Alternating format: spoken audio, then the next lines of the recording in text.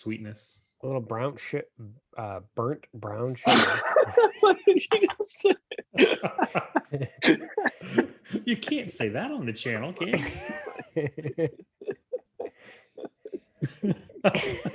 Excuse me, I did very good.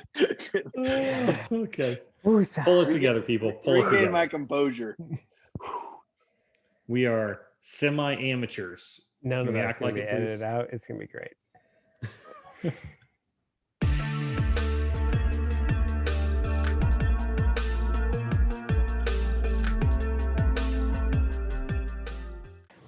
Welcome to another episode of Power of Bourbon. Tonight, we are going to taste off another bourbon that Chuck has sent us that we have no idea what it is, and he's not going to tell us until after we give our honest review, which is good. I don't send bad bourbon. Right? He does not send bad bourbon. And if you have not blinded off bourbon, you're missing out, because you can put, some interesting bourbon that you normally would think that isn't very good in a blind, and it turns out better than some tater bottles like Blanton's and other nonsense.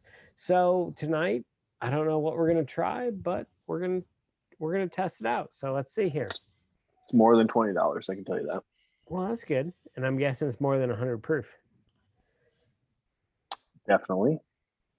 If Charlie purchased it, it's probably more than 100 proof. 95% chance. Yep. In statistics world, we would say that is basically certain. You guys, on that nose, are you guys getting much more other than the sweetness? I'm getting a lot of the sweet notes, not overpowering, but that's kind of the predominant aroma I'm getting on the nose. I think that's the predominant nose for me. I get a little bit of floral notes. But that's, I think, secondary to the sweet notes. On the first taste, I really enjoyed the palate, and the finish was terrible. So we'll see here a second time. Oh, I love this finish. Terrible. Oh, I was like, it's an overpowering spice. I had this finish, and I was like, oh, that's good. Brian should be all over this.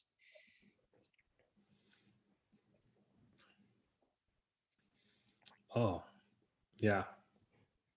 Better the second time. Spoiler It's a powerful finish. I'm ready to it is. finish I will give you that. It is a powerful finish. Yeah. I'll wait till we talk about the finish, but no, I guess we're on. I have powerful opinions on the finish. Let's be honest. The finish overpowers the palate. Like, the palate's there, gone, and then you just get the finish for a while. I think it's pretty. Yeah, the palate's pretty short-lived for me. It's some sweet caramel, maybe a little vanilla, but it just kind of goes into this spice that coats the mouth. Yeah. Maybe a little ethanol forward too, even, but less of the flavor of a rye spice, more of just that tingling. Mm-hmm. Yeah, you get the ethanol in the side of the jaw. It just sits there and tingles. So on the palate, what are we getting? I would agree. I feel like it is brief, and then the finish is just like a little bit of an ethanol explosion. Like, it just jumps into that finish, and then I feel like tapers off nicely. I mean, I do. The palate's short-lived. There's no doubt about that. The length of the finish is impressive to me. Now, the complexity of the finish, I think, is questionable. It's just maybe a little bit of oak in the back, but it's just tons of this almost ethanol burn. I'm even trying to get. It's not even a rye spice, but it's There's a slight black pepper note, and then oak and ethanol, and that's about it. It's lasting, but it's not a complex flavor. For me, at least, I feel like the ethanol, you get like almost like that initial ignition of ethanol in the finish, and then I feel like as it lingers, I get a lot more of that black pepper that you mentioned, and my ethanol kind of goes away. But it definitely, So, talking about the finish, if you like a finish with a little bit of kick, but not one that just like burns, that has you, gagging, it definitely rides that line. So this is a great one if you want a strong finish that lingers, lasts, ethanol, pepper. And for some people, I think it's going to go over the line. If you're the person that kind of likes that, though, it's going to approach that line but not go over it for you. So if you really want something, if that's your jam, which is a little bit more of things that I tend to like, it's not the only thing I like. I really like this finish. All right. So let's put some numbers to it. For me, nose, I'm gonna go 3.5. I'm right there with you. No argument. Solid 3.5. Okay, Chuck. I was tempted to go 4 on the nose because that was just the best part of it for me. It's sweet and but maybe just a little too subtle for me. Yeah, 3.5. Okay. Palette, Brian. Let's start with you. So if we're looking at the line, that anything below 3 means we almost feel like there had to be a negative in there. Which I guess the negative might be that it's short lasting, but what you do have there is really solid. So it's a 3. The flavors I do get are very nice, but it's just so condensed. I'm biased because I know what the bottle is, so I go 3 on this palette. And Brian was talking about even going below 3, and I'm just like, what in the world? You guys forget the things that you rated below a 3. No, Like no, nothing. no. Hold on. I Like, didn't you rate it forget below what you a 3. rated a 3. So I wait, did not. so I was Do you not want to considering. review what you sent us, No, Brian? No. please no. I was Please, not please considering no. going below Exactly, a 3. TJ. Here I am being Brian indecisive. I'm going 3.5. I can go 3.5. I think it's got a good palate. There, like, to me, a 3 is average. Like, this is what I expect. There's a couple things that go above and beyond, but it's not knocking it out of the park. I concur there. Yeah. And then for the finish, I'm also gonna go a 3.5. Like, it's a good finish, but it's not complex. There's not anything super special. It's there, it lingers, it's nice, but that's just about it. Yeah. So the finish for me, I really like. The ethanol. You get initial ethanol kick. I don't think the ethanol kick is too strong, at least not for my palate. Transitions to black pepper very nicely. Maybe a little bit of oak in that finish as well.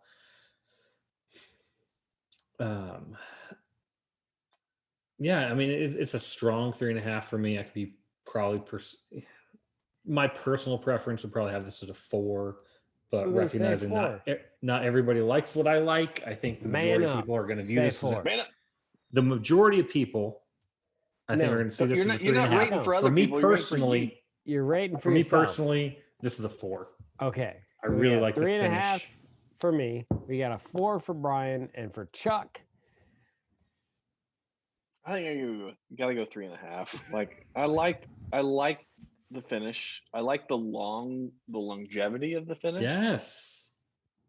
But it's a little too ethanol forward and just single noted for me. And some other things that we've had this evening, Jack Daniel's single barrel, which was a quarter of the price, and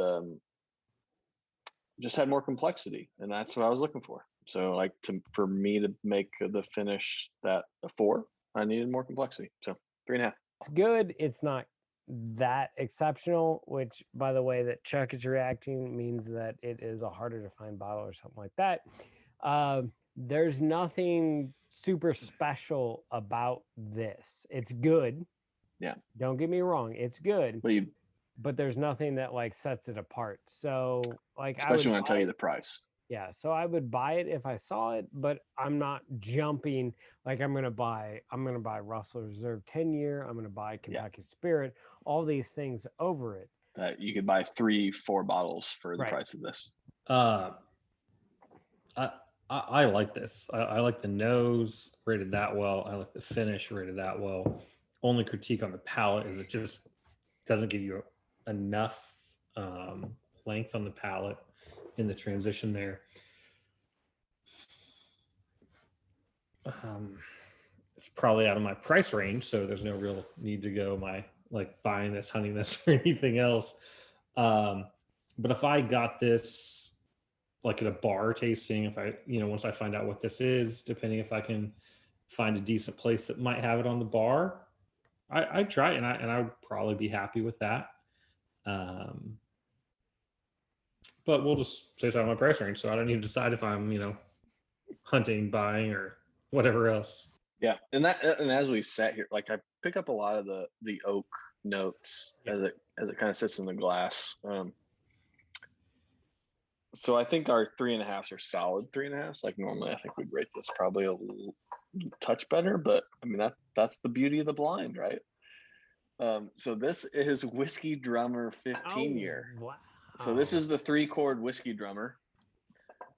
So this is all 15-year, or at least 15-year, out of Kentucky. Mm-hmm. So this is what TJ was this 200 plus 220, yeah. 220, yeah.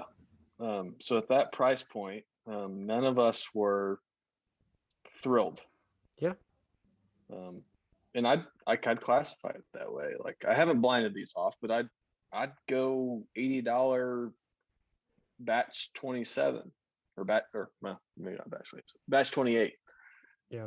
Batch 26, 25, 24. Any of those barrels, Discovery 4. I'd go, well, I mean, TJ, you even said the last 3 Chord 12-year. When we're talking the $200, now when we're talking the 200 price range, any of the old Carters. That's exactly what I was going to say. Well, for sure that, but I'm saying even half the price. I'm even saying a quarter of the price. Based on your reviews, it's like we would have gone the Jack Daniel's single barrel proof that we tasted tonight. Yeah. Yeah, I mean, at that price point, the old Carters offer so much more complexity across the board.